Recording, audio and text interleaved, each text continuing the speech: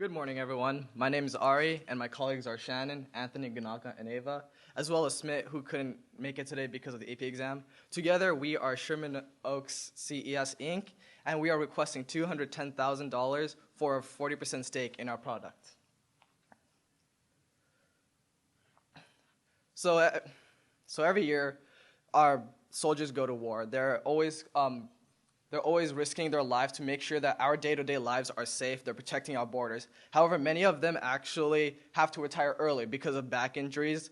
And this is in large part due to the heavy backpacks they carry that range from $60 to $100 pounds.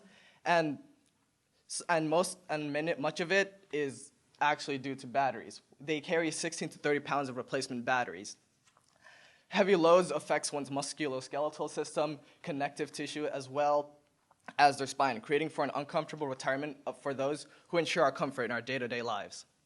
To combat this, we want to create a lightweight piezoelectric fabric that generates electricity based on movement, thus eliminating the need for extra batteries.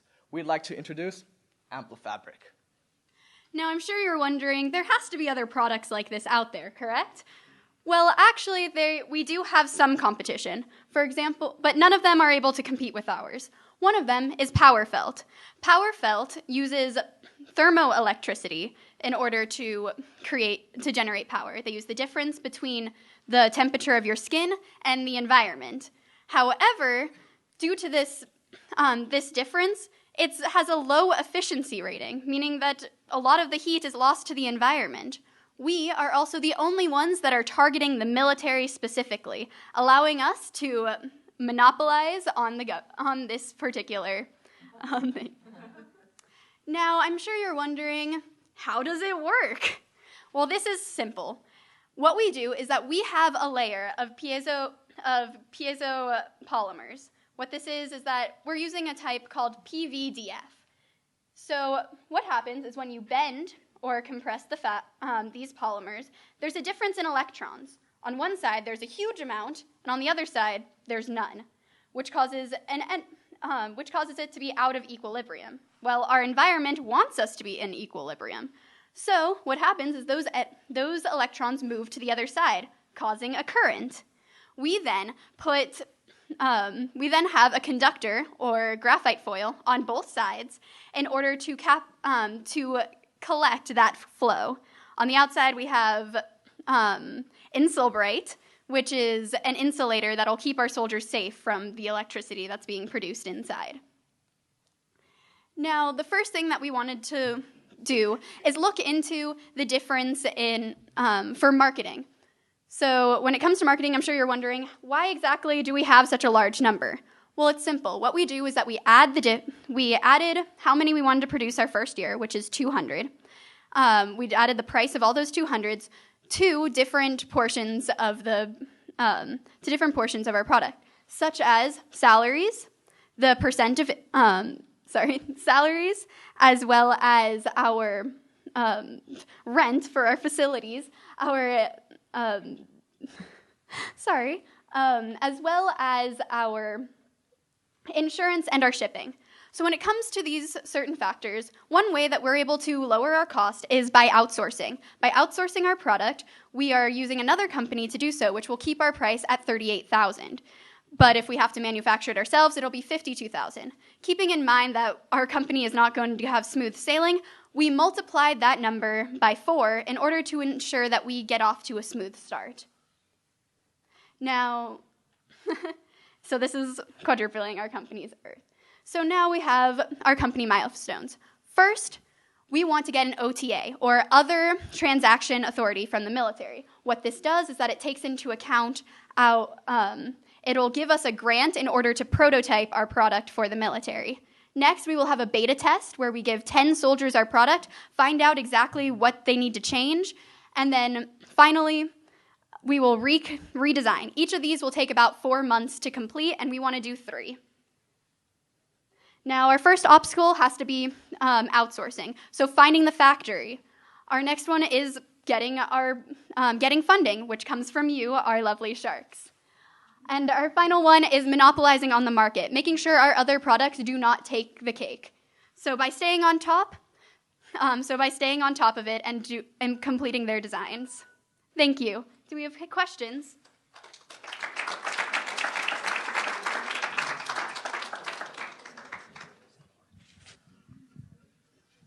Very good, thank you. My question is on the trade-offs between the flexibility and the power that's going to be generated through the voltage. So the stiffer it is, the more voltage you'll get. But to the comfort of the wearer, they may not want to be that stiff. So in your business plan, you have, in the write-up, you have a relationship, you have an equation where it relates the voltage to the Young's modulus, which is basically the stiffness of it. Can you guys, yeah, go for it. Okay, so the equation for generating the voltage by a piezoelectric cell was graciously provided by one of our mentors, and we had to incorporate the research from the other portions, such as what conductor we're going to use, as well as how big we want the product to be. So for the first thing that was taken into account before the stiffness and the Young's modulus is how big the product or the armband was going to be. So we were going to place it on our elbow joints, which is where the pivot points are. So we use PVDF because it's in small amounts, it's not very stiff. So that way, using a small amount wouldn't make it stiff, and then using the right type of conductor would allow it to generate a greater voltage depending on the bend angle of our product. All right, thank you. So you said one of your goals was to eliminate the batteries that are carried by soldiers. Won't you still need a battery even though you're generating this electricity as you go along? So what soldiers do is that they have the batteries that are already used for their equipment and the gear. We are trying to eliminate all the extra batteries that they're carrying because they're carrying about 16 to 30 pounds of batteries in basically 100-pound bags already, and we want to eliminate that so it can reduce everything they have to carry. We're not trying to eliminate the main batteries they're using. We're trying to eliminate the replacements that they have.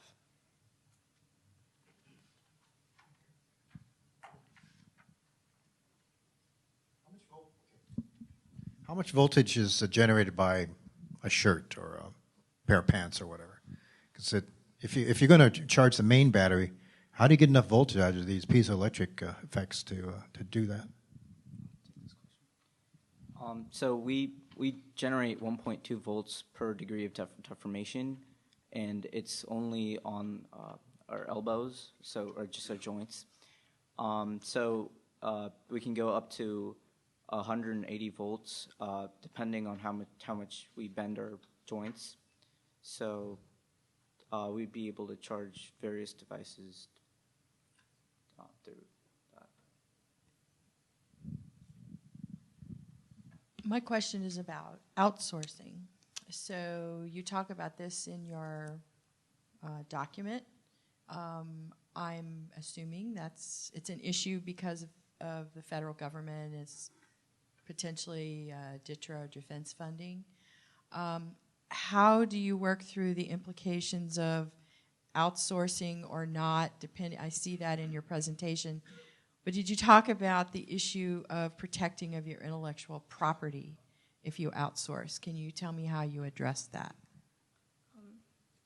So we talked with a patent attorney and we searched the U.S. patent database and found that our product is completely novel.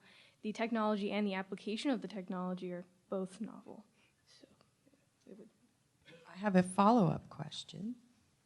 So let's say you're able to outsource your manufacturing to Bangladesh. Mm-hmm. Let's say that, okay. How do you protect your intellectual property once it's there? How are you going to go about making sure your idea isn't, stolen if you take it overseas? Did you talk about control mechanisms in order to assure your patent is protected? The reason I'm asking this is you can have a unique idea, it can be protected by a patent, but you can have people who want to take it from you. So, yeah, that could obviously be a large problem, but we're getting these companies by getting references from similar companies to ours. So hopefully the factories that we choose to manufacture with, we're going to A, pay them enough so they want to keep in a contract with us, and B, we're just going to have a good relationship with them so they don't steal our technology. If I can add to her answer, I would love to say that we want to keep our factories within America because we are for the U.S. military. We're trying to help our troops and help those within our country. So giving those labor jobs and those factory jobs to people in America is exactly what we want to do, which will still be protected. One more thing. As, as a startup, outsourcing would financially help us, but hopefully as we grow, we can manufacture within the U.S. and provide jobs.